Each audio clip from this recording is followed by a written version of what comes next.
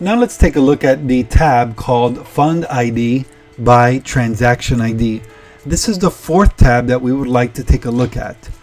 In this tab, this is a very simple report that allows you to select all transaction IDs or a certain group of transaction IDs and basically run a report to help you to see the transaction ID and the fund IDs that were attributed to the individual transaction ID. So this is very, very helpful. And for our purposes, let's just select all of the fund IDs, but we're only going to select, again, a handful of transaction IDs just to see the report.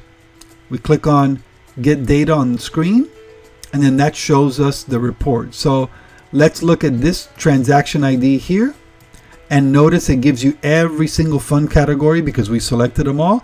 And then it tells you the donations by fund ID. Okay, so right now, this is what you have. And you can go to the next one here.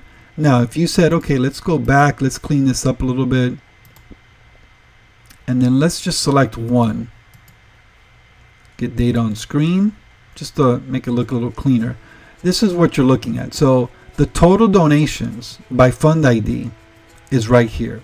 So that, remember we talked about the batch. So this is a batch. A transaction ID is a batch. It's a grouping of financial data specific to a date or an alphanumeric number. But typically the transaction ID stands on its own.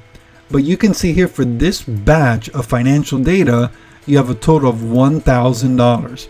Then you can start comparing that and say, okay, how does that compare to other batches that I've had?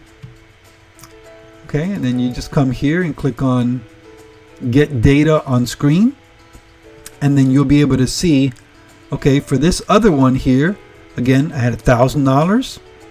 It was a different fund. For this one here, I only had 20. For this one here, I had $1,000. So you can do a comparison in all of these.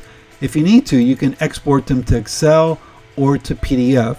But you can see the value now of having the transaction IDs because it allows you to run reports for batches of information. And if you need more, you can certainly select more and then filter that, get data on the screen, and then that'll lead you to additional transaction IDs. So this is a very, very helpful report, and it gives you just a quick overview. If somebody says, I want a report for this transaction ID, and you typically marry the transaction IDs with the date, then you can get a quick overview of what was given, what was paid by fund ID. So again, this is a very, very helpful report. Get your donations by transaction ID followed by your fund ID.